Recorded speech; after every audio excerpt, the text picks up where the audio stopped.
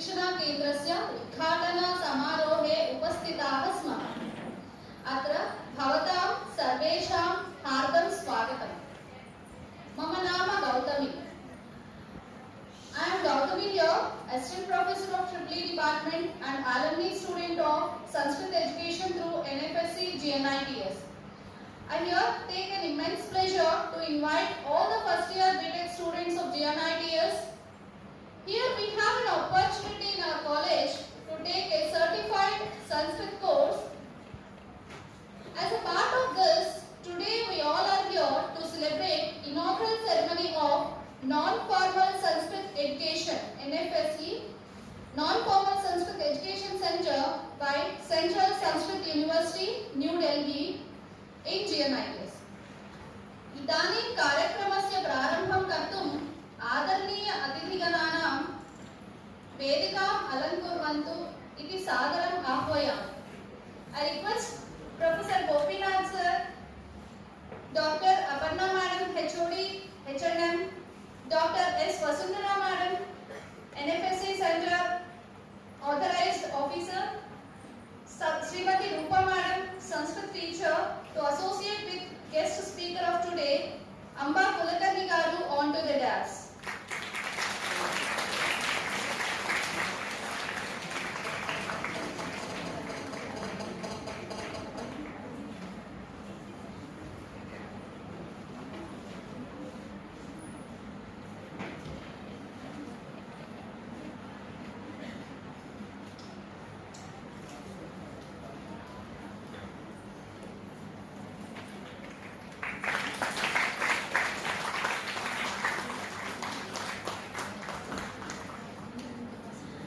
अस्माकम् अतिथि महाभागां श्रीफलेन सत्कुर्वन्तु इति माननीय वसुन्धरा भगिनी निवेदयामि.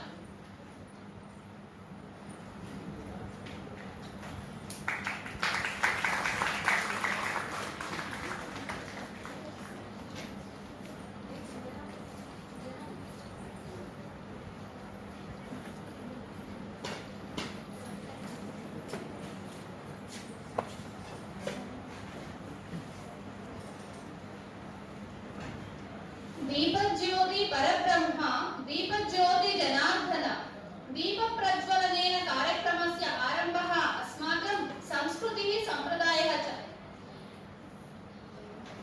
Please rise for the lighting of the lamp. ब्रह्मण्योतिभिस्सीदसादनम् प्रणो देवी सरस्वती वाजेभिर्वाजनीवती धीनामविद्र्यवतु गणेशाय नमः सरस्वत्यै नमः श्रीगुरुभ्यो नमः हरिः ओम्. ओम नमो भगवते रुद्राय. ओम नमस्ते रुद्रमन्यव उतोत इषवे नमः. नमस्ते अस्तु धन्वने बाहुभ्यामुतते नमः. या ततिषु शिवतमा शिवं बभूवते धनुः शिवा शरव्या या तवतया नो रुद्रमृडया या ते रुद्र शिवा तनूरघोरा पापकाशिनी तया नस्तनुवाशन्तमया गिरिशन्ताभिचातशीः या विशुं गिरिशन्तहस्ते विभर्ष्यस्तवे शिवां गिरित्रतां कुरु माहि पुंसीः पुरुषं जगत् शिवेन वचसा त्वा गिरिसाच्छा वदामसि यथा नः सर्वमिज्जगदयक्ष्मकुं सुमना असत् अध्यवोचदधिभक्ता प्रथमो दैव्योऽभिषक् अहीगश्च सर्वान् जम्भयन् सर्वाश्च यातु धान्यः असौ यस्ताम्रो अरुणौत बभ्रुस्सु मङ्गलः ये चेमागं रुद्र अभितो दिक्षु श्रिताः सहस्रशो वैशाखं हेटयीमहे असौ यो वसर्पति नीलग्रीवो विलोहितः उतैनं गोपा अदृशन्नुदृशन्नुदहार्यः उतैनं विश्वा भूतानि सदृष्टो प्रणयाति नः नमो अस्तु नीलग्रीवाय सहस्राक्षाय मीढुषे उभाभ्यामुतते नमो बाहुभ्यां तव धन्वने परिते धन्वनो हेतिरस्मान् वृणक्तु विश्वतः नमस्ते अस्तु भगवन् विश्वेश्वराय महादेवाय त्र्यंबकाय त्रिपुरान्तकाय त्रिकाग्निकालाय कालाग्निरुद्राय नीलकण्ठाय मृत्युञ्जयाय सर्वेश्वराय श्रीमन्महादेवाय नमः। हरिः ओम्। नमो नमः। कार्यक्रमस्य प्रस्तावनां कुर्वन्तु इति माननीय प्रोफेसर जी गोपीनाथ महोदयं निवेदयामि। Professor G. Gopinath is an adjunct professor in EEE JNITS and former authorized officer in NFSC Center JNITS. I request you to side headlight ఉన్నప్పుడు పని చేయి. हरिः ओम्। सर्वेषां नमो नमः। मम नाम गोपीनाथः। अहं पूर्व अस्माकं केन्द्रस्य सञ्चालकरूपेण आसम्। इदानीं वयं संस्कृतकेन्द्रस्य उद्घाटनकार्यक्रमे सर्वे उपस्थिताः स्मः। अहं यद् विषये NFSC विषये वक्तुम् इच्छामि। So I now switch over to English. Okay? Did you understand what I said earlier, girls? Say yes, sir. No. Little. Yes, sir. Loudly. So, Chief Guest Madam Amba Kulkarni garu, NFSC Coordinator Vasundhara Madam, HOD H&M Department Aparna Madam, our very dynamic and enthusiastic teacher Rupa Madam, and my colleagues Ganapati Reddy garu, sir, మీ పేరు వేణు, మీ పేరు రవి కుమార్ గారు, and Gautami, my colleague, and all my parents, all dear parents, and my dear students. Okay. So I am here to say few words about NFSC. So you can see here non-formal Sanskrit Education Center. Non-formal అంటే అనౌపచారికం, అంటే which is informal, not formal. Formal is what you study in engineering.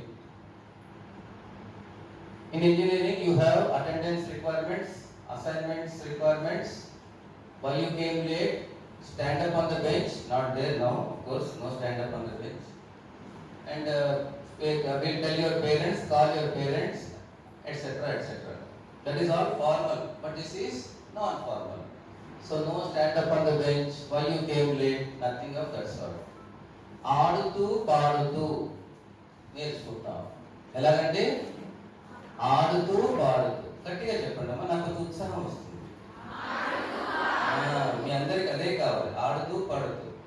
మన రూపా madam మీరు ఆడుతున్నా ఆడుకోకున్నా పాడుకోకున్నా కూడా మీకు ఆడిస్తారు పాడిస్తారు. మీకు మా చేత కూడా ఆడించారు మేడం. నేను అక్కడ ఆయన కూర్చున్నాను ముందు కెమెరా పెట్టుకొని, గణపతి రెడ్డి గారు మేమందరం కూడా వారి ఆధ్వర్యంలో మేము చక్కగా ఆడుతూ పాడుతూ సంస్కృతం నేర్చుకున్నాం. ఈరోజు నేను 2 ముక్కలు మాట్లాడగలుగుతున్నాను. నాతో పాటు మన వసుంధర మేడం, గౌతమి మేడం, మా రూమ్మేట్ గణపతి రెడ్డి గారు ఆయన కూడా మాట్లాడతారు. నవ్వుతున్నారు. మాట్లాడడం కష్టం కాదండి, మన మనసులో సంకల్పం ఉంటే ఏదైనా చేయవచ్చు. ఇప్పుడు నేను వేదం చెప్పాను, సంస్కృతంలో శ్లోకాలు చెప్పాను. వీటన్నిటికీ మూలం ఏంటి అంటే సంస్కృతం. సంస్కృతం వేద భాష, దేవ భాష. సో దేవతలు సంస్కృతంలో మాట్లాడారు. ఇది ఒక గ్రాండ్ లాంగ్వేజ్, గొప్ప భాష. అంటే ఎలా గొప్ప అంటే గ్రాండ్నెస్. ఇప్పుడు మనం రాష్ట్రపతి భవన్లో అంత ఎలా ఉంటుందమ్మా, అట్మాస్ఫియర్ చాలా గ్రాండ్ గా ఉంటుంది. Everything is so nice, pleasing voice, ultimate. దానికి 10 కోట్ల రెట్లు గ్రాండెస్ట్ గా ఊహించుకోగలిగితే అంత గ్రాండ్ గా మన సంస్కృత భాష తీర్చిదిద్దబడింది. ఎవరి చేత? మన పూర్వీకులు, దేవతల చేత. సంస్కృతాన్ని మీరు విడగొడితే దాన్ని సమ్యక్ కృతం ఇది సంస్కృతం. సమ్యక్ అంటే బాగా, కృతం అంటే చేయబడింది, నిర్మించబడింది, డిజైన్ చేయబడింది. మనం ఇంజనీరింగ్ నేర్చుకుని ఏమేమైతే చెయ్యాలని కలలు కంటున్నామో ఇవన్నీ కూడా మన పూర్వీకులు మన వేదాల ద్వారా, మన జ్ఞానం ద్వారా, నిమిడి ఉన్న గ్రంథాలు నిమిడిన జ్ఞానం ద్వారా వారు ఎప్పుడో చేసేసారు. మళ్ళీ మనం రెడ్డొచ్చి మొదలంటే మళ్ళీ మనం ప్రారంభిస్తున్నాం. అంటే చేయకూడదా అని ఎవరు అడుగుతారు. అడగండి, ఎవరన్నా అడిగారా? అడగండి. చేయకూడదా అని అడగండి. అడిగారు, నాకు తెలిసి అడుగుతారు. చెయ్యాలి, చెయ్యాలి. కానీ చేస్తూ మన రూట్స్ అంటే మన రూట్స్ ఏమంటారు తెలుగులో? మూలాన్ని, మన మూలాన్ని బలపరుచుకుంటూ చేయాలి. అది బలపరుచుకుంటూ ఎప్పుడైనా మనం నిలబడితే మన నిలబడి చుట్టూ ఫస్ట్ స్ట్రాంగ్ గా ఉండేట్టు చూసుకుంటూ మనం ఎక్కుతూ ఉంటాం. కానీ నీ కింద ఉన్న నేల గట్టిగా ఉండేట్టు చూసుకో. మన భారత సంస్కృతిని విదేశీయులు చాలా బాగా తెలుసుకుని వారు ఏం చేస్తారంటే మన దగ్గర ఉన్న తాళపత్ర గ్రంథాలన్నింటినీ అక్కడ తెలవగా తీసుకెళ్ళిపోయారు. మన బ్రిటిష్లు ఉన్న కాలం వెళ్ళిపోయి వారు వాటిని అధ్యయనం చేసి వాటి మీద కాపీ రైట్స్ ని వాళ్ళు ఈ రోజు క్లెయిమ్ చేస్తున్నారు, చేయబోతున్నారు. మనం కనుక చాలా మటుకు అడ్డుకుంటున్నాము. కానీ సంస్కృతం యొక్క గొప్పతనాన్ని వాళ్ళు ఆల్రెడీ తెలుసుకున్నారు. ఇప్పుడు నేను ఎక్కువ సంస్కృతం చెప్పను. మన స్పీకర్ ఉన్నారు అంబా కులకర్ణి గారు, వారి గురించి ఒక డీటెయిల్డ్ ఇంట్రొడక్షన్ కూడా మీకు ఇస్తారు మన మేడం. సో నేనేం చెప్పబోతున్నా అంటే సంస్కృతం అనేది అవర్ వే ఆఫ్ లైఫ్. సంస్కృతం నేర్చుకుంటే మీరు ఇంజనీరింగ్ లో నేర్చుకున్న తర్వాత మీరు ఏమేమి కావాలనుకుంటున్నారో వాటన్నిటికి కావాల్సిన ఉపకరణాలన్నీ సంస్కృతంలో ఉంటాయి. లైక్ అనలిటికల్ స్కిల్స్ ఉన్నాయి, రీజనింగ్ ఉన్నది, ఎఫిషియన్సీ పెరుగుతుంది, ఫోకస్ పెరుగుతుంది, స్పీడ్ పెరుగుతుంది. ఎలా పెరుగుతాయంటే సింపుల్ ఒక మాటలో మనం సంస్కృత ఉచ్చారణ ద్వారా నేను చూసాను. నేను ఇందాక వేరే చెప్పినప్పుడు ఉచ్చారణ, నేను ఉచ్చారణ అంటున్నాను అంటే ఉచ్చారణ. దీన బాంధవుడు అన్నాక దీన బాంధవ అనకూడదు. అన్ని భాషలకు పవర్ ఉంది. వీటన్నిటికీ మాతృభాష అంటే mother of all languages is Sanskrit. So మిగతా అన్ని భాషలకి మీరు ఒక 70, 80, 75, 85 మార్క్స్ ఇస్తే సంస్కృతానికి 100 మార్క్స్. మీరు ఎప్పుడైనా ఏ దేవుడైనా ఈరోజు నాకు కడుపు నొప్పి వచ్చిందంటే నేను సెలవు తీసుకుంటాను ఏ దేవుడైనా ఎవరైనా మాటల్లో విన్నారా? లేదుగా. వారికి కోపం వస్తుంది, కోపంగా ఉంటారు, లేకపోతే శాంతంగా ఉంటారు. అంతేగాని నాకు తలనొప్పి వచ్చింది. ఎందుకంటే సంస్కృత భాషలో అంత శక్తి ఉన్నది. మన సంస్కృతాన్ని అభ్యసిస్తే మనకు రోగాలు రావు, నిజంగా రావు. ఎందుకంటే మన బ్రెయిన్ ఆ విధంగా ఎప్పుడూ వాడినటువంటి మన బ్రెయిన్ ఉన్న సెల్స్, న్యూరాన్స్ స్టిమ్యులేట్ అవుతాయి. ఈ ఉచ్చారణతో స్టిమ్యులేట్ అయ్యి మనం యాక్టివ్గా ఉండగలుగుతాం.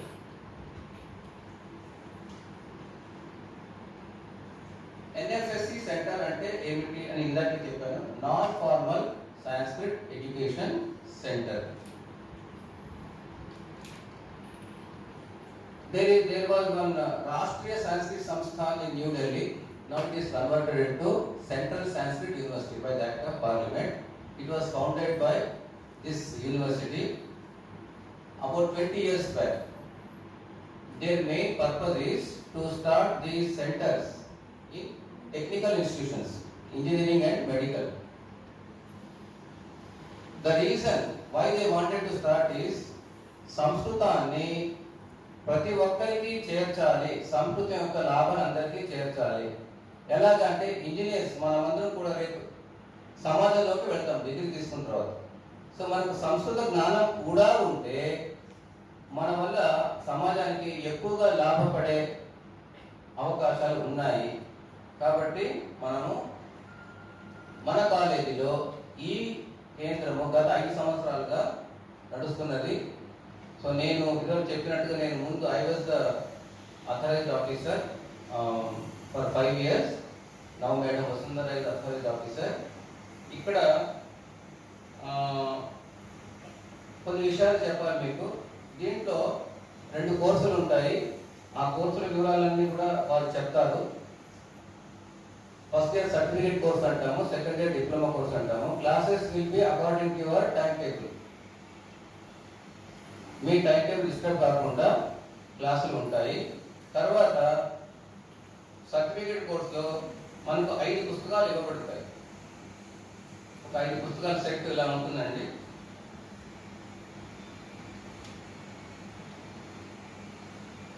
పుస్తకాలు.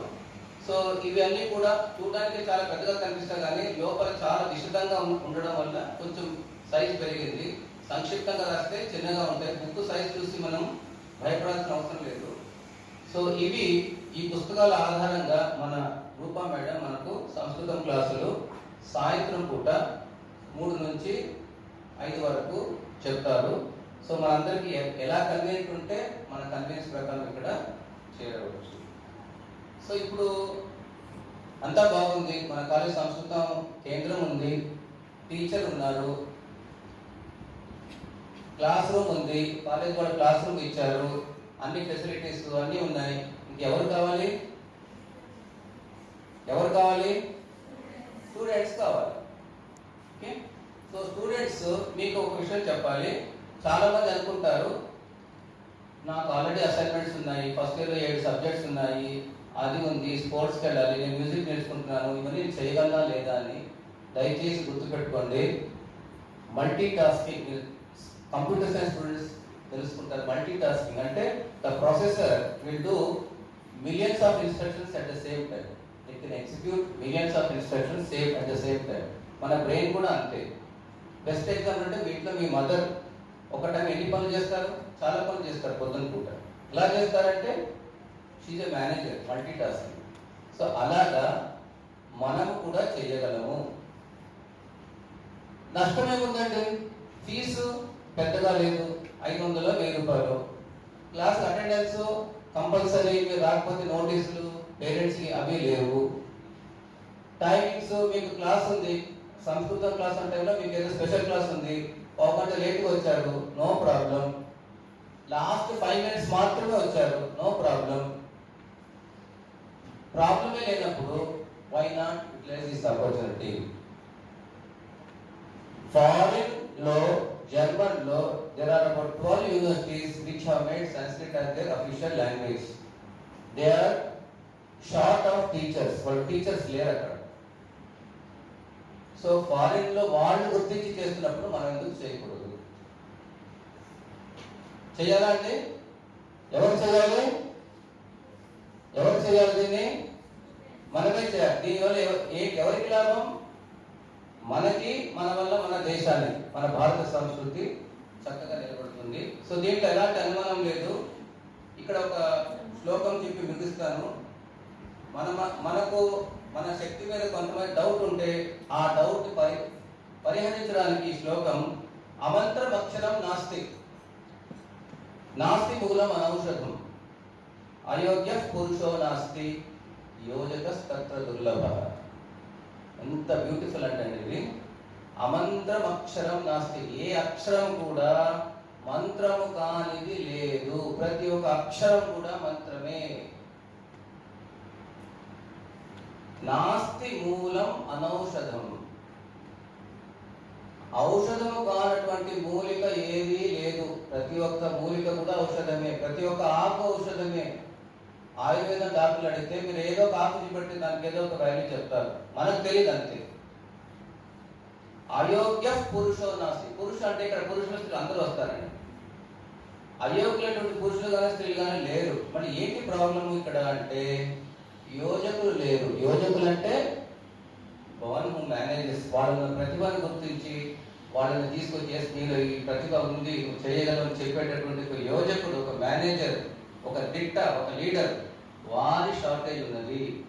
ఇప్పుడు మనం రోల్ ఏమిటంటే మనము యోజకులుగా అవ్వాలి.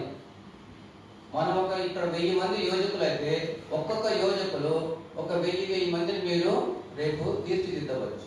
ఈ విధంగా మనము మన భారతదేశం యొక్క పూర్వ సంస్కృతిని పూర్వ వైభవాన్ని తిరిగి నిలబెట్టడంలో సఫలీకృతులం అవుతాము అని నేను ఆశిస్తున్నాను. తప్పకుండా చేస్తాము అనుకున్న వాళ్ళు చేయగలం, డైరెక్ట్ గా ఇండైరెక్ట్ గా చేయగలం అనుకున్న వాళ్ళందరూ కూడా చేతులెత్తారు.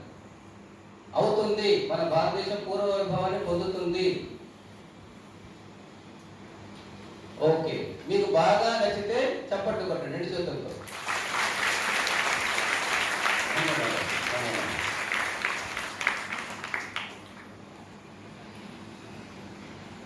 धन्यवादः महोदय। इदानीं माननीय अपर्णा महोदयां स्ववचनानि वक्तुम् अत्र आह्वयामि। Aparna ma'am, doctor Aparna ma'am is HOD of H&M. Thank you, Dr. Madam. You have been seeing my face day in and day out, but now I know who I am for them. Yeah. And we are really truly delighted and privileged to have Professor Amba Prithivi Madam from the University of Hyderabad, who has accepted an invitation to be here with us as a part of this internship program and to educate us on the relevance of Sanskrit for technical students. Okay, thank you, Madam, for being with us on this occasion. And I'm little scared to talk in front of my instructor, Rupa Madam, because I'm one of the detained students for Rupa Madam. To be a completed certificate course student for Rupa Madam. So, because of my administrative and other responsibilities, I was not able to attend the classes in full total, and periodically I was attending the classes, so I was a bit irregular student for Sanskrit class. But Rupa Madam is graceful enough, and I'm thankful that she used to allow me whenever the time was permitting me to allow her classes. But believe me, once you attend to her class, it becomes addictive for you. You will not stop going back to her classes.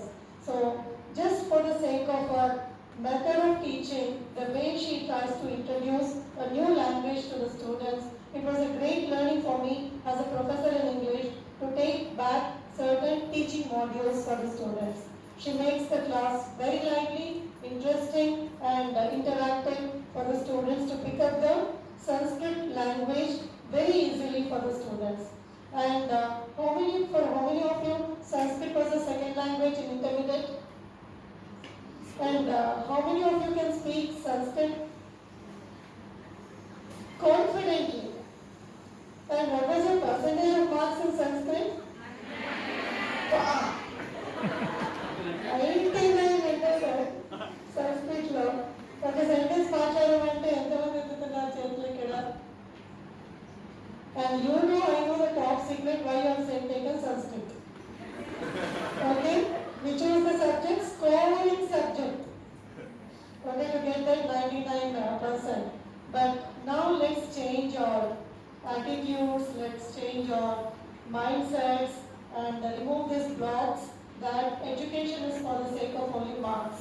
So let's start making a new beginning with our education. Education is for the sake of knowledge, enhancing our own intellectual property, the most important property everybody is holding. And Sanskrit, learning a foreign language is always an added advantage to the students, because you think that, okay, Sanskrit నేర్చుకుని నేను ఏం చేస్తాను?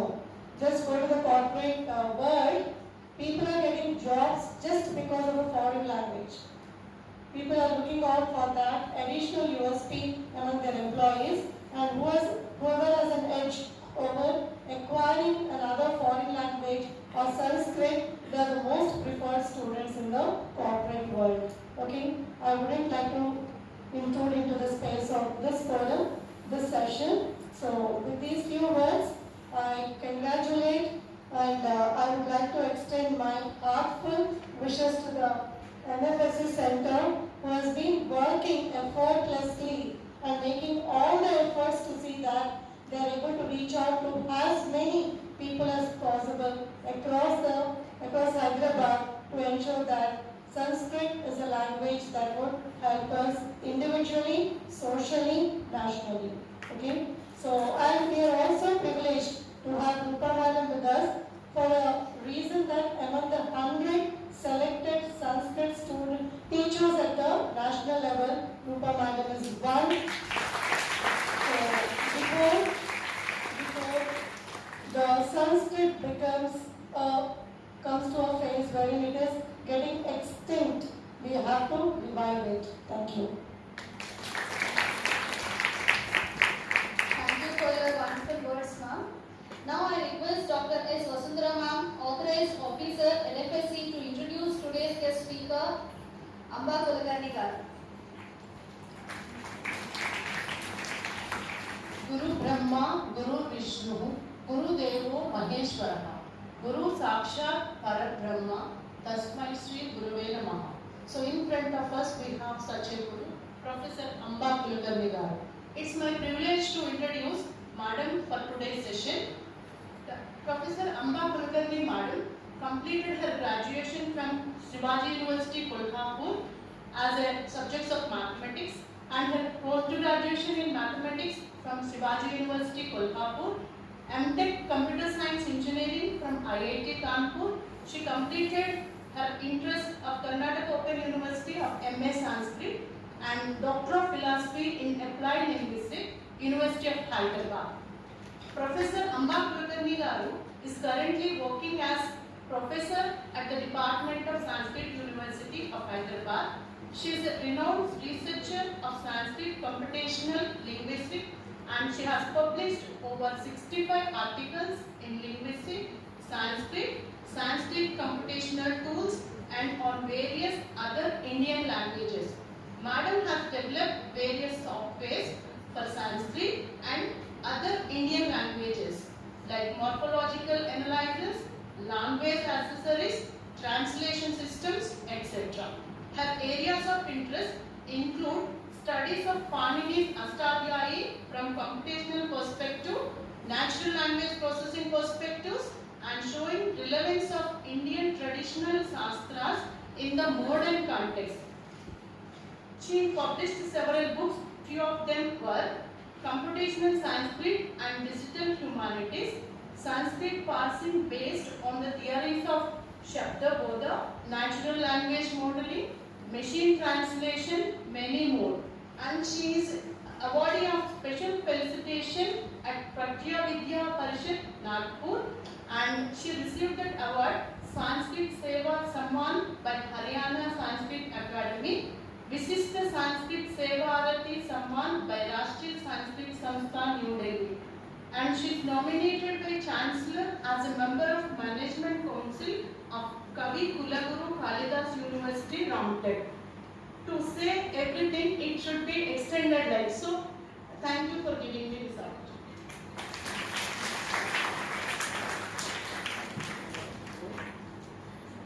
इदानीं वयं संस्कृतगीतं शृण्मः. गायकाः Sharvani, Chinmayi, Sirichandana, Suswara club, EC second year students.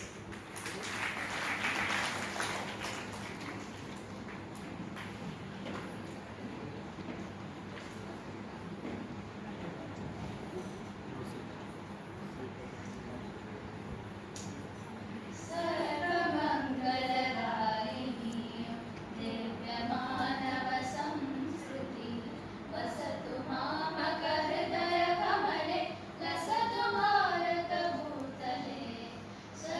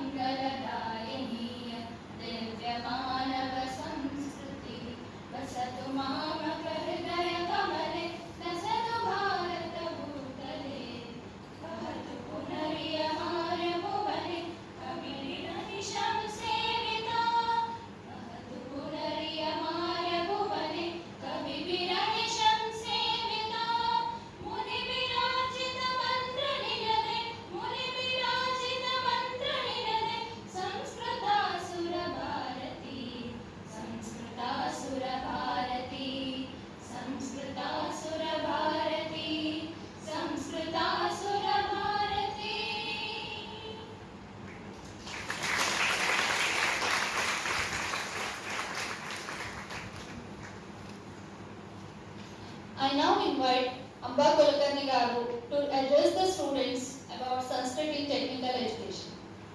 I request all the dignitaries to take off the stage.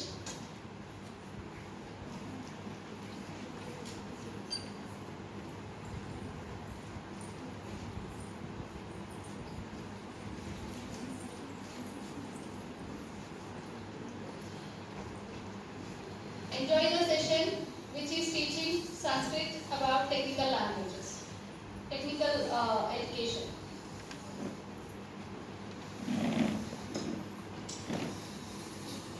వెళ్ళినప్పుడు నేను తీసుకుంటా.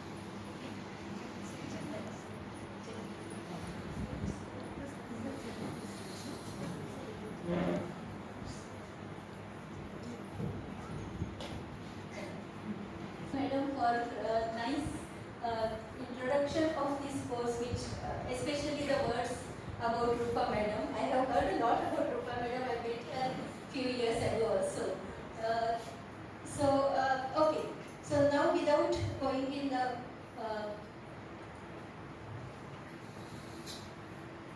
formalities, let me be informal. The topic that I will be covering today is science in Sanskrit. Now, I am so happy that all of you have studied Sanskrit during your PUC, 11th and 12th standard. So, of course, naturally you have taken it for scoring subject, as Madam has pointed out. But knowing this Sanskrit will be very much advantageous to you, especially because you are entering into engineering, and I will point out few things from Sanskrit Shastras which will be helpful for you. So, the topic which I am going to cover is science in Sanskrit. So, here we are not talking about Sanskrit just as a language, but Sanskrit as medium of knowledge representation. Okay. So, just as nowadays we are using English for any knowledge representation, or any new knowledge that gets generated is normally gets reported through English language. At some point in time in India, Sanskrit was the lingua franca of all these scholarly discussions. So, may it be astronomy or botany, Ruksha Ayurveda is there, then chemistry or even computer science. I will tell you a few things about them. Mathematics, physics, zoology, A to Z. I have just listed few branches here. But take any branch of knowledge and you will see lot of thinking that has gone into it, and that material is there in Sanskrit. So, in order to understand that, we need to know the language. It's not just, Sanskrit is not just for scoring.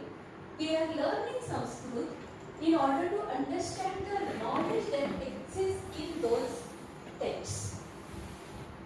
So, Vedas, in the beginning, Ramesh sir started with some chanting in Vedas. So, Vedas, these are around 3000 BC old or even more ancient. The word Vid means Jnana. Okay?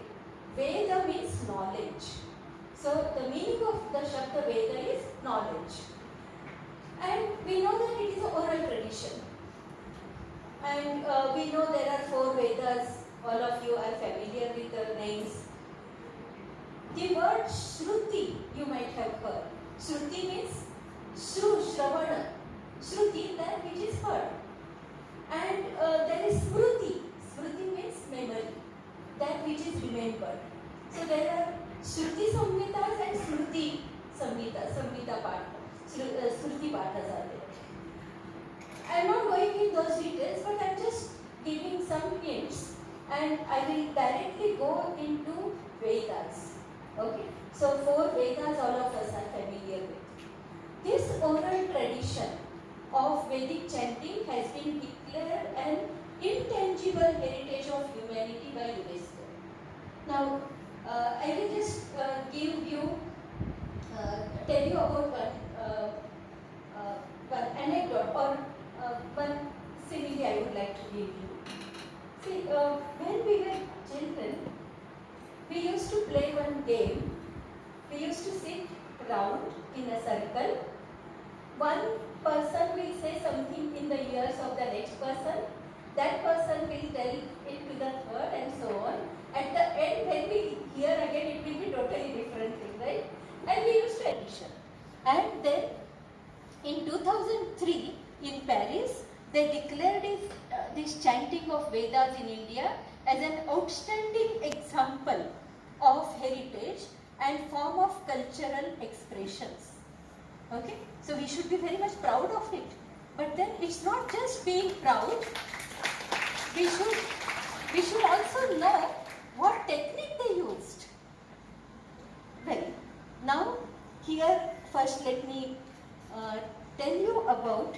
See, I will not go through these details, but maybe I will start with this. There is one book by Penguin. The title of the book is Vedas, okay?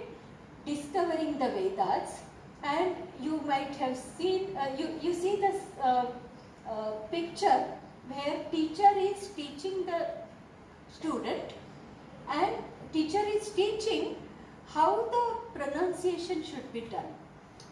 So I would like to play one 10 minutes video clip on it, and then I will come back to this Vedas. This clip is on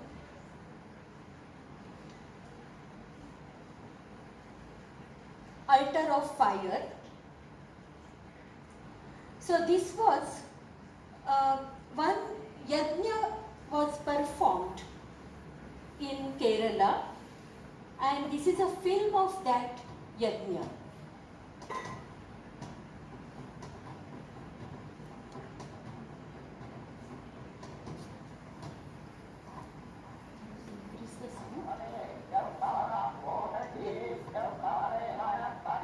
Can you hear? Okay. And it's good.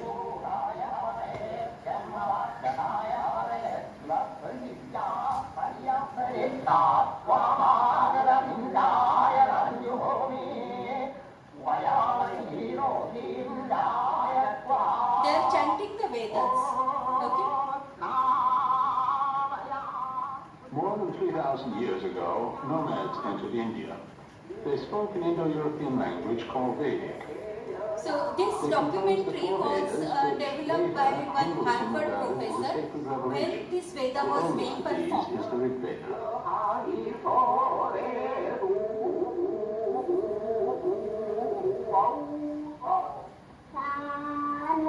See how it is being taught.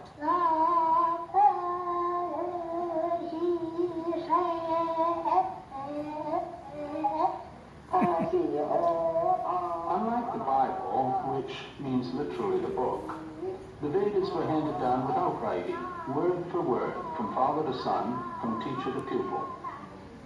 So there are places of articulation of every sound, and those are fixed. So here the teacher is teaching that student how that sound exactly should be produced. See, all of us know the Sanskrit sounds, but if you go to the north, the way they speak Sanskrit and the people from Bengal or people from Maharashtra, Gujarat and people from South India speak Sanskrit is little different. Ru and Ri, Rushi or Rishi, okay? Similarly, Jnana, Jnana. There are some such differences. So, here when the Vedic scholars recite it, they don't make any mistake. Why? Because they are taught this way to pronounce each and every varna properly. And there is one whole section on, it is called Shiksha, where they teach how the pronunciation should be done. And not only just pronunciation, they also talk about the physics of it, how the waves are, patterns are formed, how When I speak, how do you hear it? What kind of waves are there, how they are propagated, and how your ear understands those wave patterns and so on. So whole physics is being discussed there. And in those days when they didn't have any equipments. Now we have these equipments, we can see the wave patterns and all that. But in those days they didn't have this. But still they have proposed this wave pattern for transmission of this sound from the speaker to the hearer. Let us go ahead.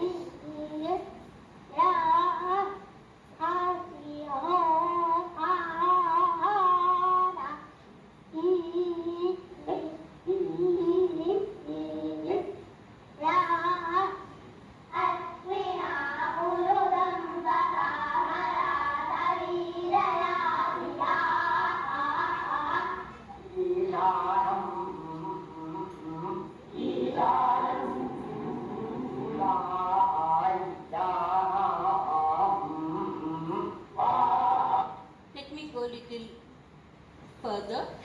Now they are performing this yajna, and for this yajna performance, which determines the size of these altars in sacred enclosure.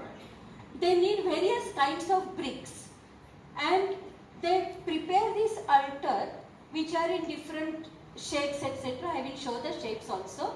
So there they need these bricks of different shapes. So rectangular, triangular, square, and so on. And for each one of them, the diameter, the sizes are fixed.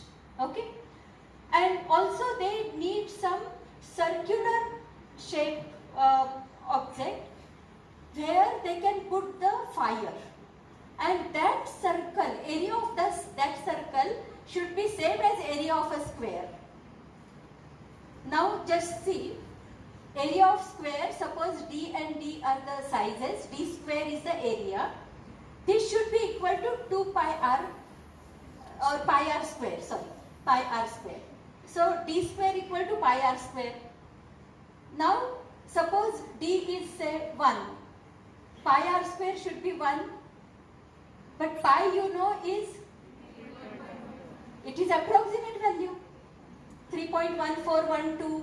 You can go on writing the decimal places as many as you want. So you will not get exact value of r, it will be approximate. And then how to draw this circle? They have developed all these techniques using only the rope. Just they use the rope and they draw all these circles, squares and so on. It is called Shulba. Shulva is the rope. Shulba Sutra. Sutra is a formula. So they discuss various formulae to draw all the geometric figures. And while developing this altar for this yajna, as I said, these are of different shapes. There they have to solve some equations. And these equations will have something like 10x plus 5y equal to 1. What are the values of x and y? These are not determinate, right? All of you are mathematics students, I am giving these examples. So, see, if it is 5x equal to 3, you can solve x, you can get the value of x. But if x and y, two variables are there and only one equation, there will be infinitely many solutions. How to get those infinitely many solutions? They have given algorithms for this. And when they have given these algorithms, some 5,000 years ago. Okay, so let us see some of these. I will skip some of these and go to, let me see if I can have actual altar formation here. Well, there is no altar formation, so I will stop this. I will not play this further, but I will show you something else. Just give me 1 minute. Okay, so this is.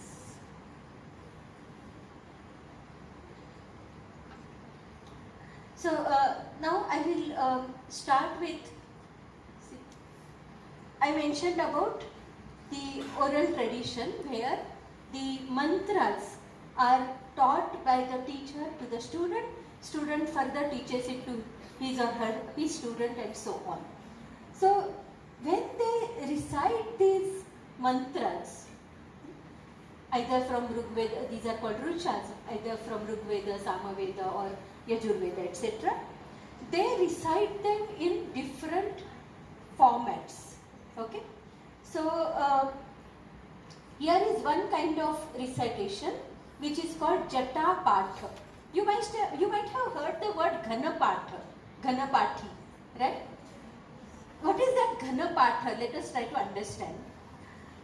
This is Jata Patha, where they are reciting the words. Suppose there are two, say 5 words are there, 1, 2, 3, 4, 5.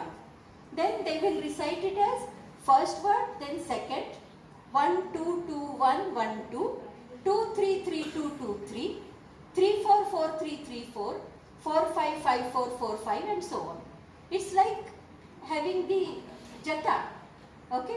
How we tie our hairs. It is something like that, okay? That's why it is called jata patha. Then there is a garland kind of thing, mala, patha, shikha, etc. And there is one finally ghana, which is the hardest one, which is very difficult. And therefore, when somebody is ghanapati, that means he has mastered the Vedas, the way of recitation, and therefore he is called ghanapati. He knows all the other things. So in ghanapata, ghana is 3. See, the cube is called ghana. In Telugu you might be calling it ghana. In Marathi at least we call it ghana. A raised to 3. We call a ghana of A. So this is a 3. So here you have 1, 2, 2, 1, 1, 2, 3, 3, 2, 1, 1, 2, 3. Okay? Then 2, 3, 3, 2, 2, 3, 4, 4, 3, 2, 2, 3, 4.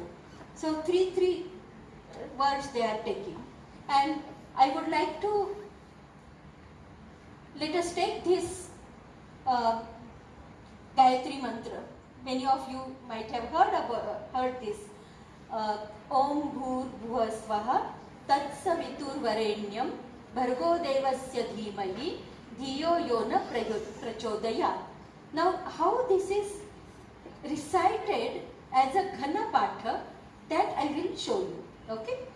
So here is the text, and I will go to the website and play from the website this.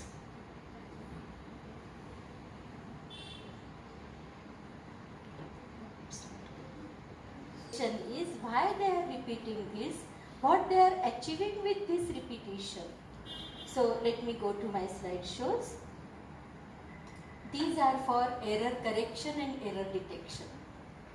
Now what is this error correction and error detection? See, when we are using computers, you might have read or studied that in computers the data is passed as how? How is data transmitted? Once and Through 5 digital patterns, right? As digits 0, 1. Okay? So these may be either magnetic or electromagnetic properties are associated with that.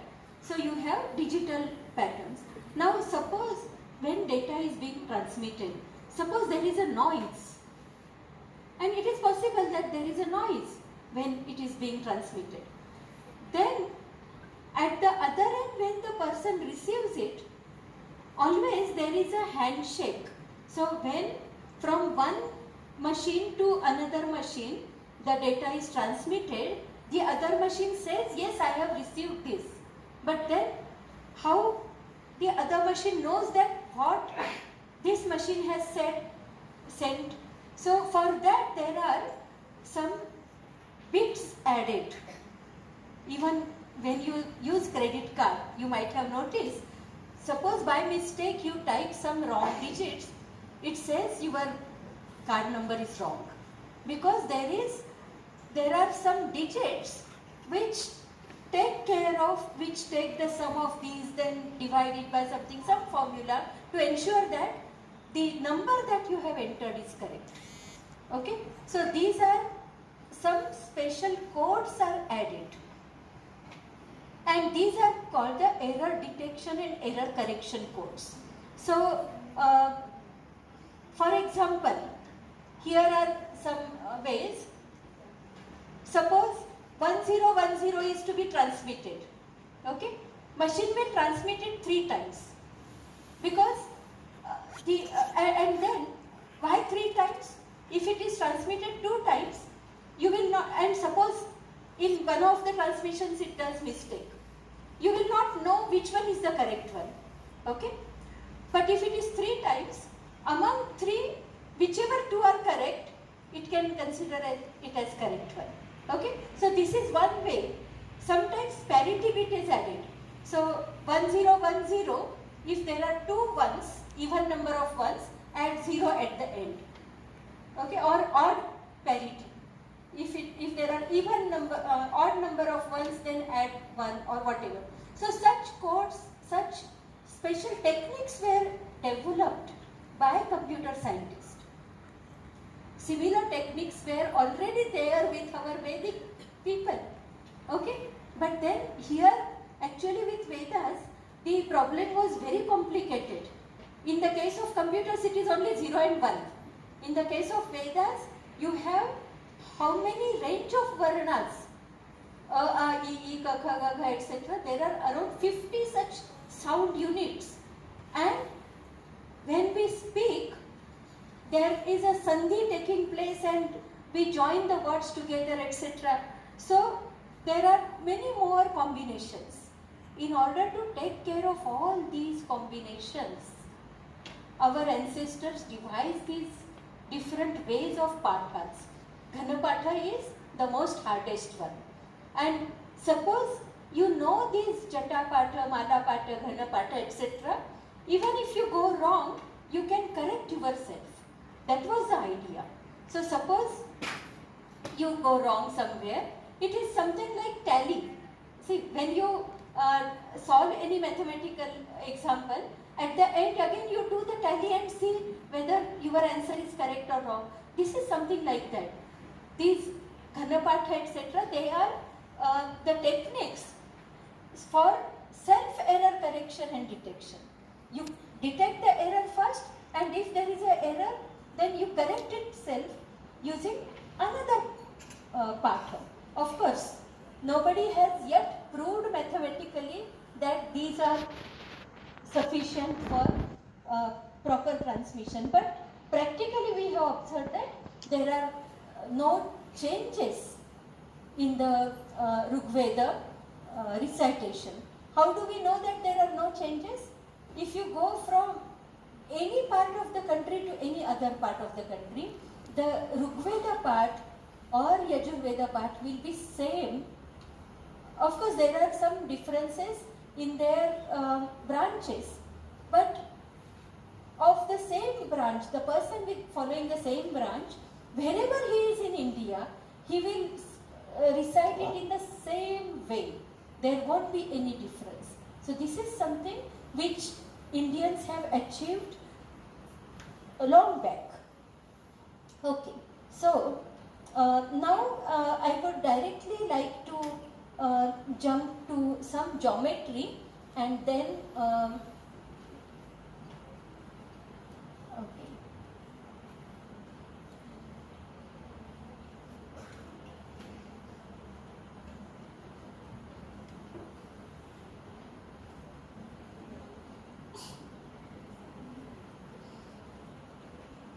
Some figures I would like to show you. So I was talking about the Shulva Sutras, right?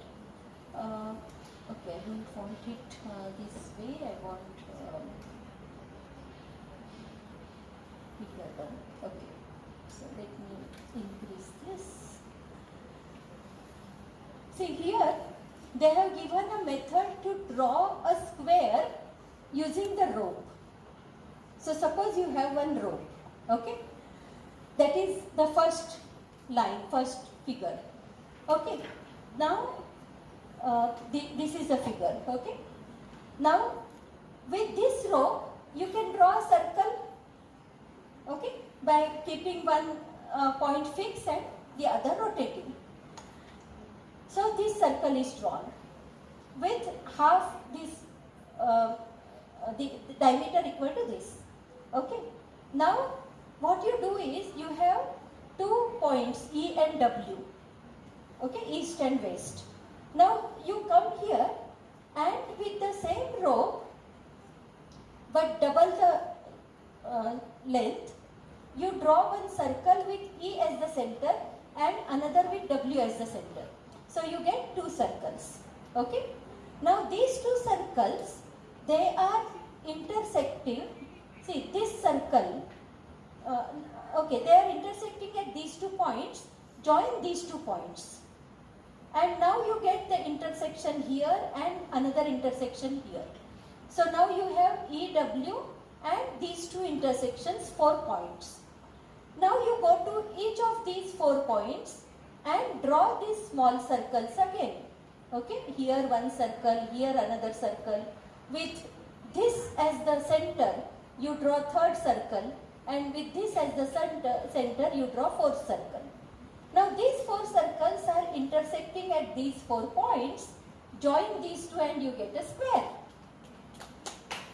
Just using the rope. Okay? You can try it yourself now. You just take a picture of this on your mobile, and after going home, you try this with rope. A simple way of drawing a circle, drawing a square of a given length, okay? Okay.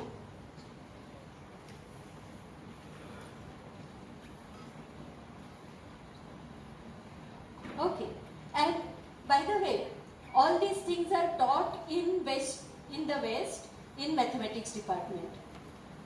In our mathematics department also we should start teaching all these things, right? Okay, so let me tell you something more. Suppose you want to add 2 squares. Pythagoras, a square plus b square equal to c square, right? So this is one square, this is another square, and what they say is, okay, you draw this small square, then bigger square, extend this line, take this as the diagonal and draw a square. And what you get is the Pythagoras theorem. This is addition of 2 squares. Similarly, subtraction of 2 squares. So draw one square, the smaller square, and then how it is drawn, I need to understand this. So this arc is drawn, and where that arc cuts here, okay, that one is the difference of 2 squares. And then they have further many such things are there, but now converting a square into a circle, or okay, here I will skip some of these things because time is getting it's short. So let me tell you about the Vedic altars. I was telling you about the Vedic altars. Okay. So these are the shapes of the altars, the Vedi on which the Vedas are performed. They are of this type, this shape.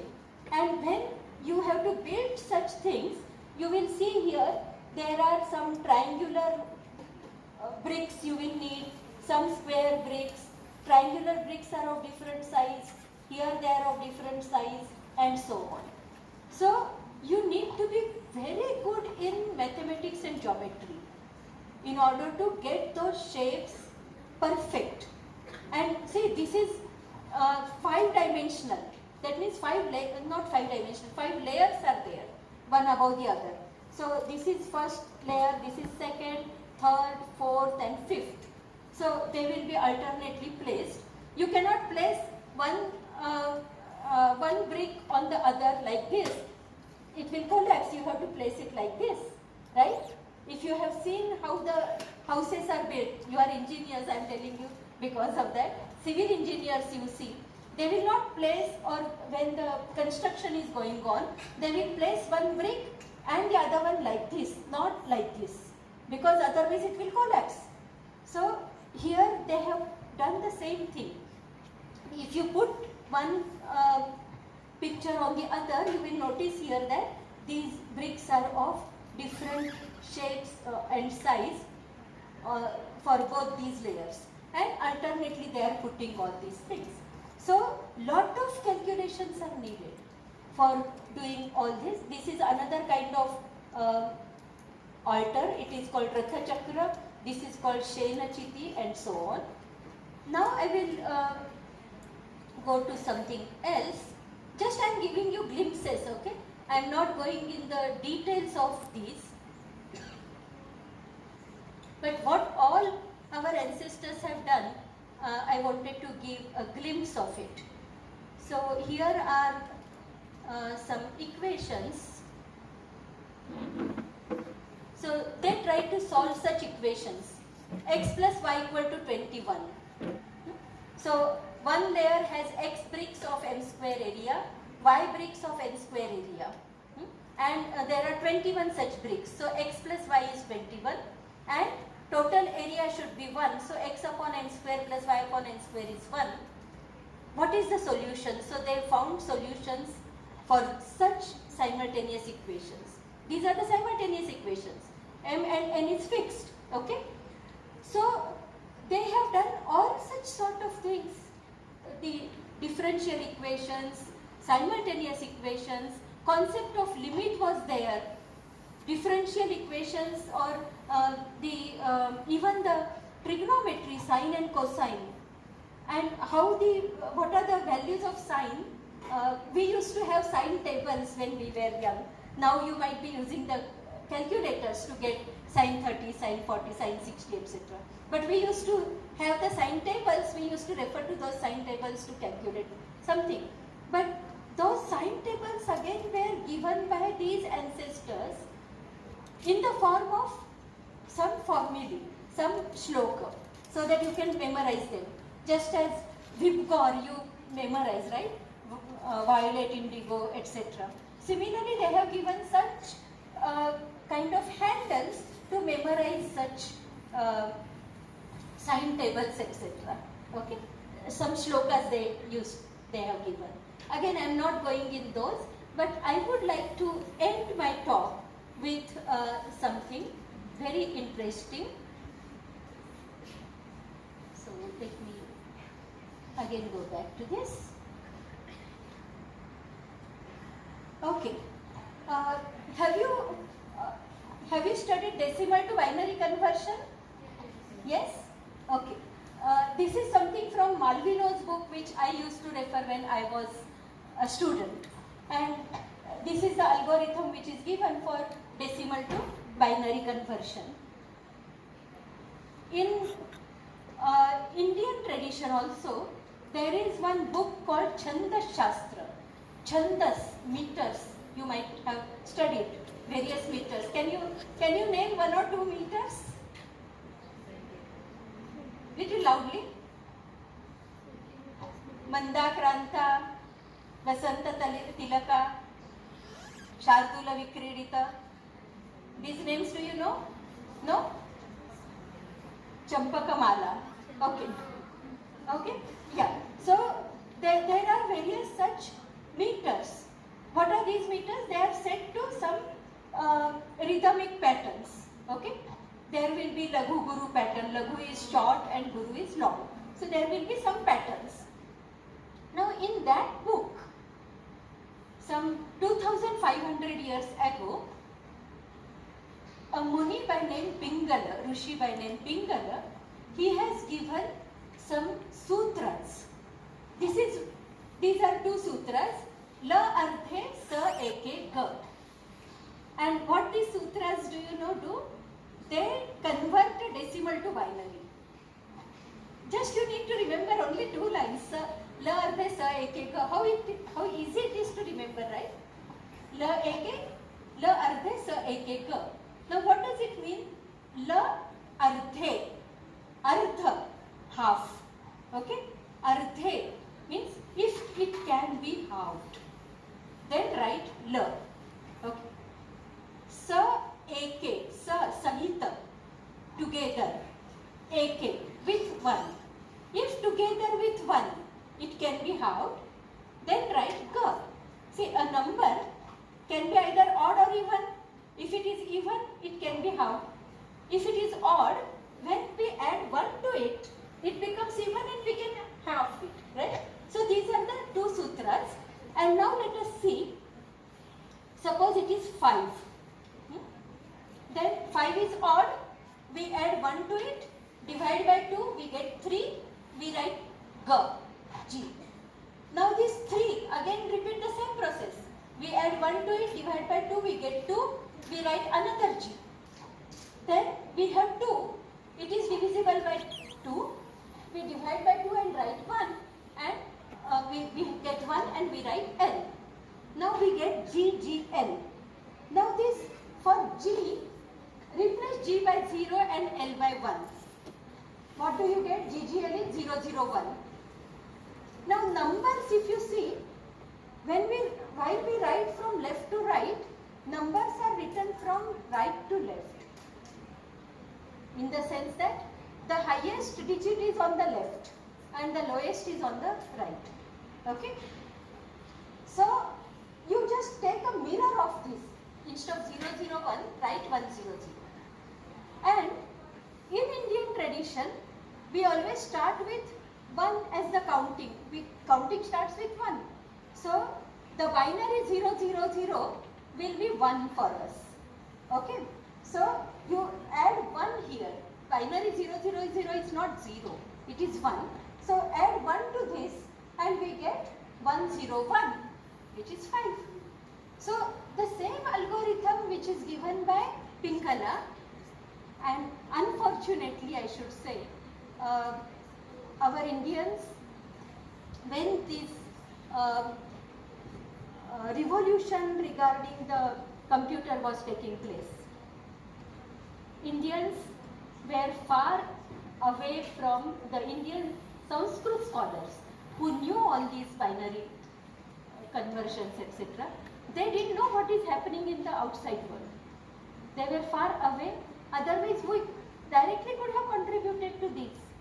But now at least let us not be far away from our roots, let us try to understand what is there in Sanskrit Shastras and let us try to use them for various purposes. I will stop with one more very interesting algorithm. How do you calculate 2 to the power 10? 2 into 2 into 2, 10 times, right? 10 multiplications you have to do. Can you make it little faster? Yes? Speak loudly. Yes, speak loudly. How will you make it faster?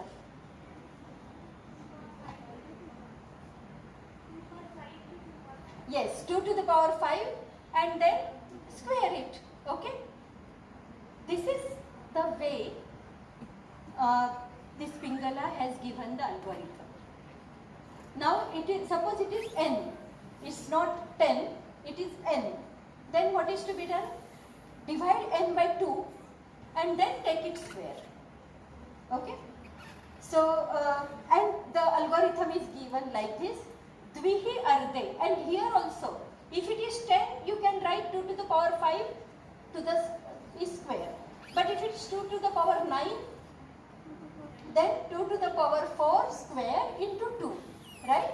So, first what he does is, he says if the number is divisible by 2, that is if it is even, dvihi ardhe. If it is even, write 2. Rupe is 1. Now, I will not go in the technical details of this. This is a technical terminology that is used in, just as we have summation, notation, etc. In India also, they use some symbols for some few things, like rupe is 1. If it is 1, that is, then shunya. So, shunya, the word shunya is used. Then dvihi shunya and tavat arthe Tadguritam. I will just directly go to the algorithm and explain. So what he says is, start whatever the number is, if it is even, divide by 2 and write 2. So 8 is divided by 2 and write 2 here. 4 is divided by 2, write 2 here. 2 is divided by 2 is divisible, so write 2, and 1 is not divisible. So if it is 1, then subtract 1, you get 0 and write 0. Now whatever you have got here, 2, 2, 2, 0, what you do is start with 0, go from bottom to top, 0, multiply by 2. If it is 2, multiply itself, multiply by itself. If it is 2, multiply by itself. If it is 2, multiply by itself. So you get 256, which is 2 raised to 8. So the same algorithm is used by, this is called the binary method of finding the power of 2. So you can write this algorithm like this. Power of n is power of n by 2 square if n is even, and if it is odd, then power of n minus 1, its square should be there. Power of n minus 1 into 2, and power of n minus 1 again can be written like this. So it is a recursive algorithm which is given by Pingala. And this algorithm, there is one book by Donald Knuth. Now some of you will be entering computer science department, will have taken admission in computer science department. You should know about this person, Professor Donald Knuth. He is almost in his 85 years old. Still he is writing books. He is a professor at Stanford University, and he has written a series of books by the name The Art of Computer Programming. And in one of his books, he refers to this Pingala's algorithm. Okay, so it's the whatever work our Indians have done is, most of it is now well recognized across the world. People have understood the importance of the scientific nature of the knowledge that exists in India. So with this I would like to stop, and I would like to invite questions. I would like to answer questions. Okay? So thank you.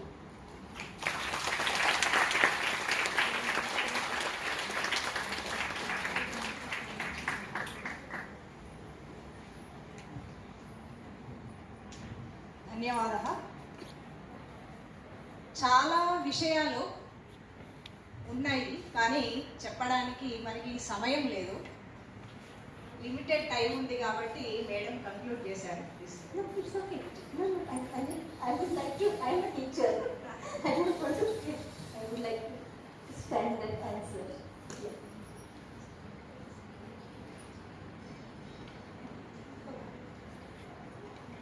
First let them ask questions. మీకేమైనా questions అడగాలనుకుంటే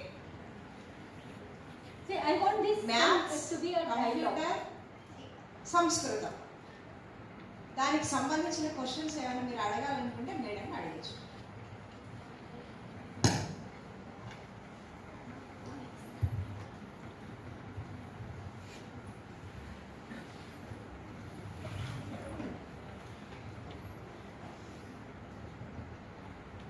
Don't have questions? Just raise your hand and take the mic. Madam, I want to ask one question. Yes, please. Students are not asking, I want to ask one question on behalf of you. Madam, all these are studying different branches, and fourth year they get job, mostly 99 to 95% software jobs. So their doubt in their mind is, what is the use if I learn Sanskrit? What way I can improve my profile? Will this helpful for getting a job, or even after getting the job anywhere, or how this Sanskrit will be helpful, or coding, is it helpful? If I have some help, definitely I will join. Otherwise, why should I waste my time? Okay. So that is Thank you. Thank you for this question. See, as I told you in the beginning itself, in Sanskrit there is huge knowledge that is available. Now the question is it directly relevant for me, for my job profile? And I will say yes, it is relevant to you for your job profile as well. How? I have shown you some of the algorithms here. Okay? Now, I am not asking you to just learn Sanskrit language. I am asking you to look at the knowledge that exists in Sanskrit. And you will see many clues for even programming. Say for example, you are writing some code. While writing the code, you come across some difficulty. For example, this 2:n itself, I was just working on something and then I refer to this Knuth's book, and there in Knuth's book, he had written that power of this 2 to the power n can be calculated like this, and the credit goes to Pingala. And I was stunned. Being an Indian, I didn't know anything about Pingala. Whereas somebody from the West is writing and saying that this is the best algorithm. So we have several such lot of knowledge that exists in Indian tradition. Now, okay, you may still ask, okay, this is something which is already known. What is there new? Okay, so let me tell something new about. Nowadays, this natural language processing has become very important. What is natural language processing? Processing the languages, doing the translations, or developing question answering systems, or developing chatbots, okay, or programs for identifying the spam mails, okay, or programs for identifying the right kind of advertisements on the Facebook or Twitter pages, etc. For all these things, you need to look at the language. Okay, there is one branch called sentiment analysis, where they look at what kind of responses people are giving to their products, and based on that, they decide whether some product is good or bad or whatever. Okay, which advertises to display. They look at what kind of messages or blogs you are writing, and they analyze the language, and based on that language they choose the advertisements. Okay, so everywhere here language processing is involved, or detecting the spam mails. Again, you are looking at the language, okay, whatever message is written, and then you decide whether that mail is a spam mail or not.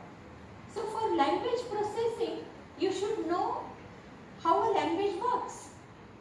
The science for the language is given by India. It is the only civilization, Indian civilization is the only civilization. What are other civilizations? Greek civilization is there, Mayan, you might have heard, Chinese have their own civilization. So you have different civilizations.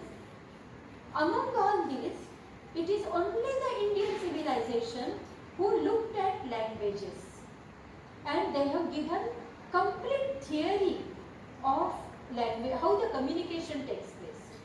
So I told in the beginning about the Vedas, how the Vedas are preserved. Then they have given the theory regarding the sound, the propagation of sound. Okay. Similarly, they have dealt with when I speak something, how you understand. No, it's okay. How do you understand it? So when I say something, the words are there. How the words are related to each other? How do you get the meaning of it? And this is very much needed for question answering, because unless you know, unless the computer what is the question, how the sentence is formed, and what is being asked by the person, you cannot answer it. Okay? So for developing this question answering system or information retrieval, searching, if you are asking something, okay, tell me about this, and Google chooses some words and then picks up some pages and shows it to you. Some of these are relevant, some of them are not relevant. Can you improve the precision of this search? For that, you should know how the language works, and that theory is given by the Indians.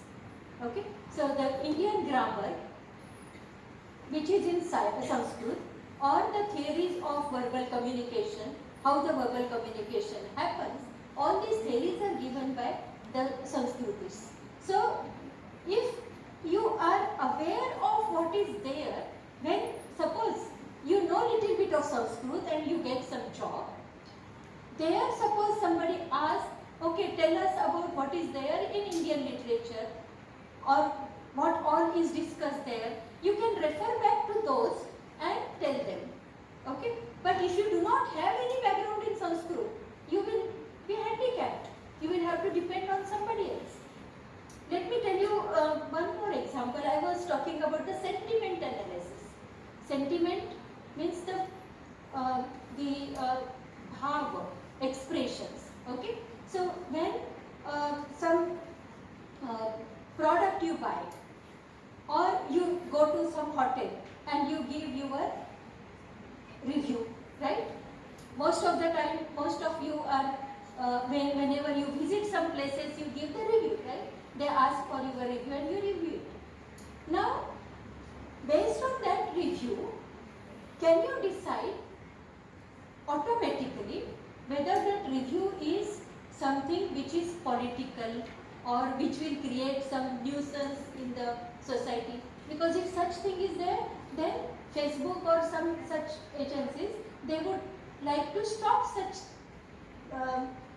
such messages to be broadcast. Okay. So you need to develop programs which will automatically detect such senses. Now this is from natural language processing. What about the movies? Can machine automatically looking at the movies decide this is for this certificate A is to be given or U is to be given? That is also possible, provided you study the Bharata's Natya Shastra. In Bharata's Natya Shastra, they have given various ways of expressing the rasas. Navarasas, you know, right? So how they are expressed? What kind of movements, what kind of gestures are there? What kind of words we use? So all these things are discussed in Indian tradition. So you can refer to them. Based on that, you can develop various softwares. So once you know that, yes, Sanskrit has these resources, when you get a job and there is a requirement, you can refer back to this. So this is the idea behind having exposure to Sanskrit. Okay. Any other explanation? Any other question? Yeah, please. Just a minute, you need a mic.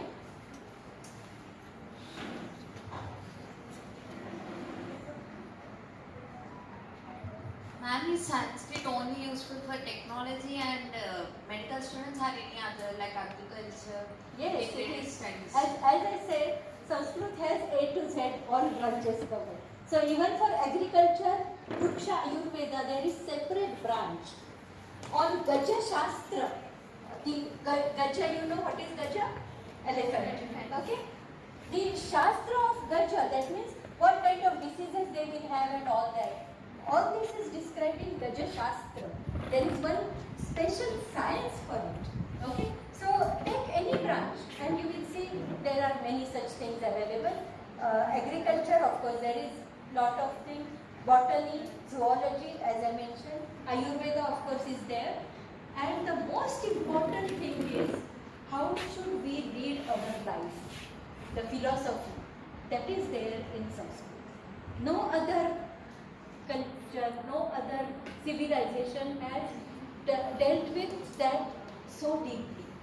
We didn't have such kind of aggressive environments, or we didn't, the earlier society was very calm and quiet because they were following certain, following our philosophy. Let us go back to our philosophy, try to learn something from them.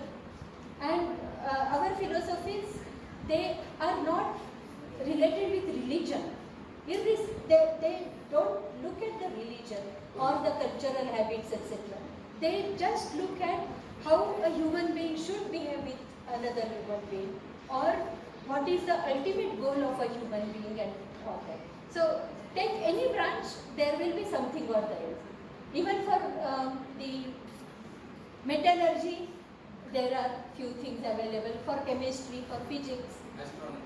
Astronomy, of course, has a great contribution. Yes. Any other? Thank you, ma'am. Okay. Madam, I have a question. No, there are questions from students. So let us first give chance to students. Yeah. Those who have questions, please come forward. We will save them. Yes, that will be better if you come forward.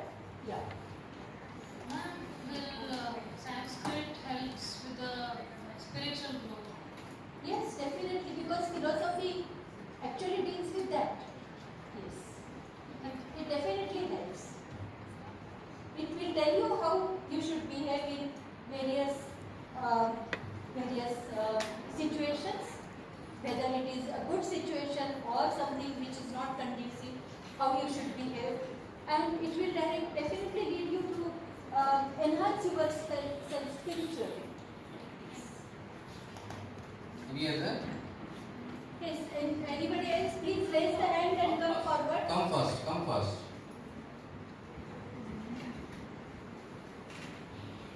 Sanskrit and spirituality, they go together. So, Sanskrit అంటే spirituality. మీరు Sanskrit లో ఉన్నారంటే spiritual గా ఉన్నట్లే.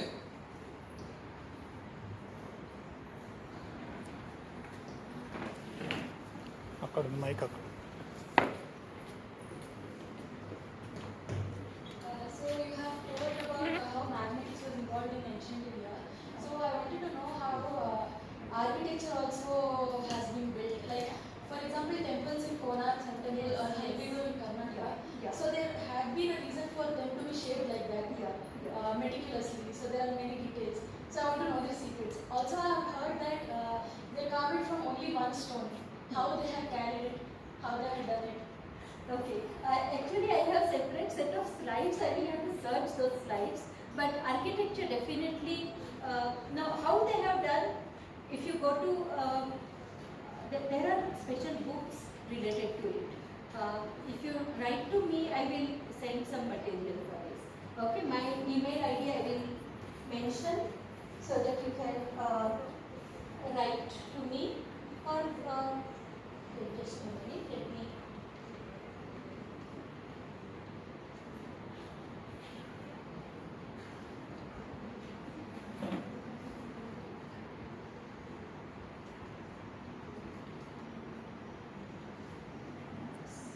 All tips and tricks of maths. Okay. Otherwise, like memory, concentration, Okay. all everything. Okay, so these are not tips and tricks. Okay, Yeah, those- this is the way students were taught, and these were normal regular textbooks. There is a lot for computer science also. I have not covered here. There is no separate book as such on this. But if you are interested in these, no, Vedic mathematics is neither Vedic nor mathematics. Let me not come to this right now. This is the term Vedic mathematics is the way it is used, and the mathematics which is being taught under Vedic mathematics is, these are some special techniques, but these are not techniques. These are the algorithms, step-by-step procedure for doing something.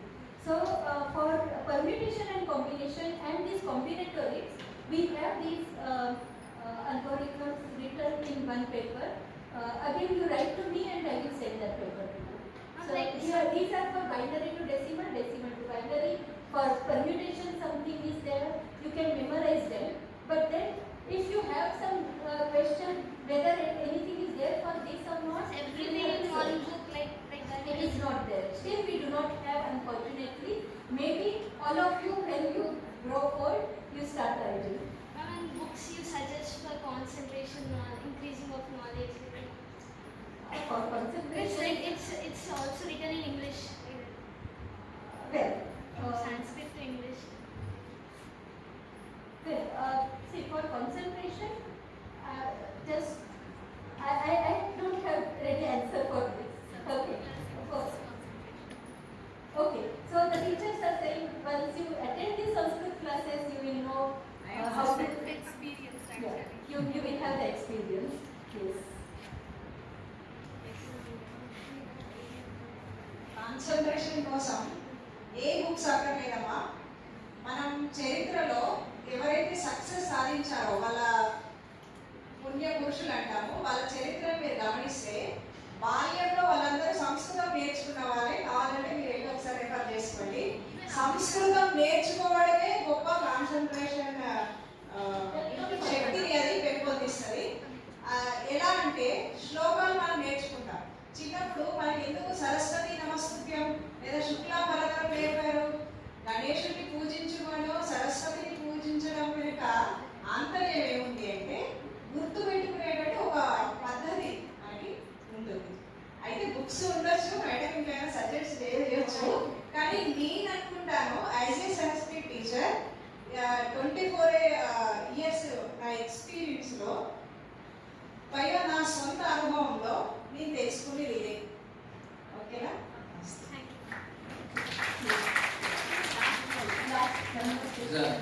Last question. Take only one question. ఆ ముందు నీ పక్కకే ఉందా అక్కడ? You want to share your opinion? Okay, quickly. So we are all science students, right? So is it necessary to learn Sanskrit, and what is the relation between science and Sanskrit? Madam, this is similar to what Ganapati sir asked. I would like to add here, science and Sanskrit, they are very much related, and there are live examples that a student, a candidate, while she was undergoing 11 rounds of training, interview, in the 6th or 7th round, when she was asked about her biodata, she said, I know Sanskrit. Then the committee member said, okay, introduce yourself in Sanskrit. The moment it happened, it appears that they have gone lenient on that candidate and they have appointed her right away. In many of the interviews, if you say that you know Sanskrit, you have an edge over others. Okay, people understood that a person who has Sanskrit knowledge means ఆ అమ్మాయిలో stuff ఉంది, ఈ క్యాండిడేట్లో ఏదో ఉంది అని వాళ్ళకి అదొక imprint అయిపోయింది, అందరికీ తెలిసిపోయింది. సో సైన్స్, నీకోసం సైన్స్ అండ్ సాంస్క్రిట్, మేడం చెప్పిన ప్రతి ఆన్సర్లో కూడా సైన్స్కి సంబంధించిన విషయాలు ఉన్నాయి. There are many charts which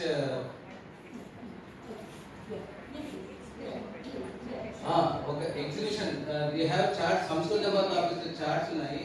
planetary మోషన్కి మన సాంస్క్రిట్కి రిలేషన్షిప్ ఏంటి, ప్రతి ఒక్కటి ఇంక్లూడింగ్ దట్ విమాన శాస్త్రం అన్నిటి కూడా రిలేషన్షిప్ ఉన్నాయి, ఫార్ములాస్ ఉన్నాయి. సో మీరు కొంచెము గూగుల్ చేస్తే మీకు ఇవన్నీ తెలుస్తాయి. So essentially already there is science in Sanskrit, but it is in Sanskrit language and little it might be little backdated. It might be little backdated also. Backdated in the sense it was relevant, some of those things were relevant in those days. We may have to modify and adapt it for our purpose, but some of the contributions that are there in Sanskrit are much more, which were like I said about the calculus. Before Newton, that was invented here. Algorithms were invented in around 2500 years ago, and algorithms now we are learning or writing in computers, right? For computer purpose. Of course, first algorithm was by Euclid, but before that algorithms were there in India, even before Euclid. Okay, so in that sense, we were far ahead, and we have lot of contributions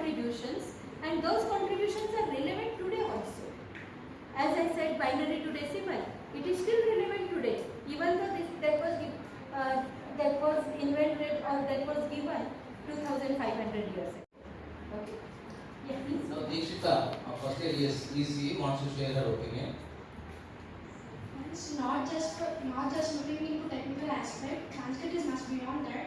It is the main mode of learning, gaining the knowledge that our forefathers have been sharing. Like from ancient times, we can look to the ethical things in it. It helps us to know the ethics that our forefathers have been sharing. It helps in spiritual progress also. Not just for looking into technical aspects. It is a main mode to learn the knowledge that has been shared by our ancestors. Thank you.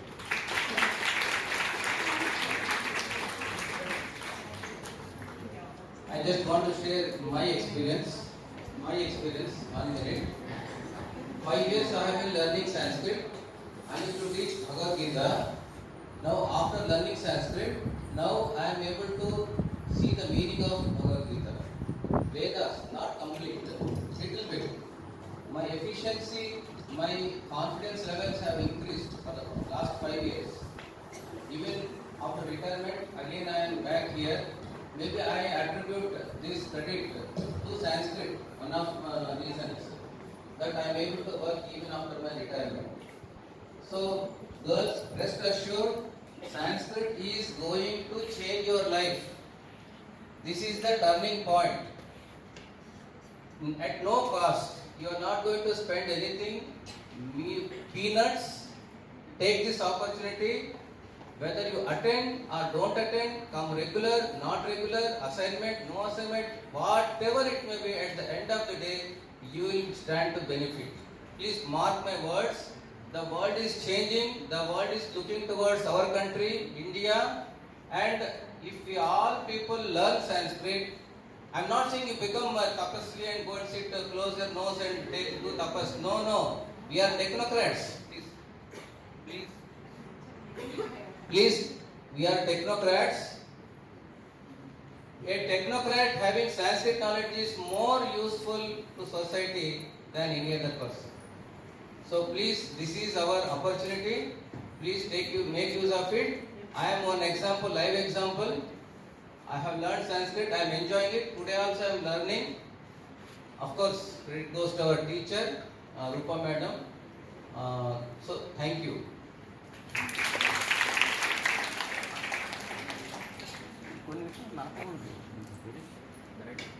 మనకి సమయం చాలా ఒక 5 నిమిషాల్లో మనం ఈ ప్రోగ్రామ్ని ముగించుకోవాలి.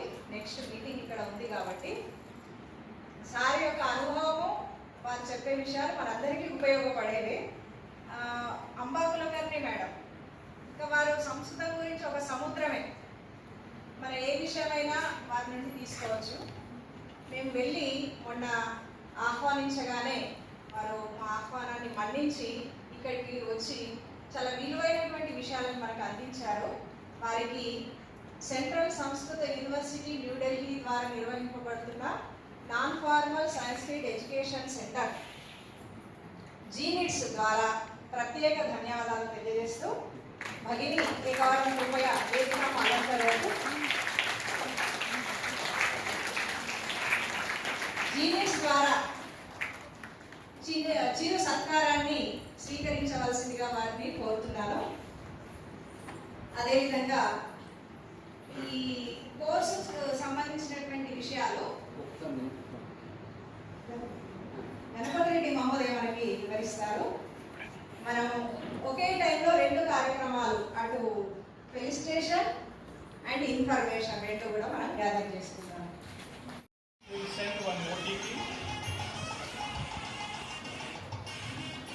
OTP to your mail ID.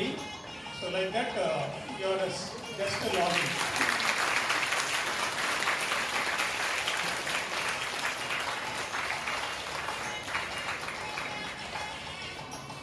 So once you log in, it will ask your name, date of birth, blood group, gender, religion, place of birth, family details, etc. All the details you have to enter. Then have Have you studied CSU? Just say no. Disabled, say no. If you are a child of armed person, you say no. And address details, bank details. For bank details, you need account number, IFSC code, and 10th class pass percentage, board, subject, etc. So all these details that website is asking, and submit. Then you need one photo, passport size photograph, and the signature also. Take one white paper, do signature, save in JPEG format. That is also needed. And 10th class memo. 10th class memo, one signature, your photo. So these are the details you need. A clear video also done. That is available in the notice board. QR code also given. Just to scan that QR code. That university page will open. Accordingly, you can fill up. If there is any details, you can ask me. You can ask Madam.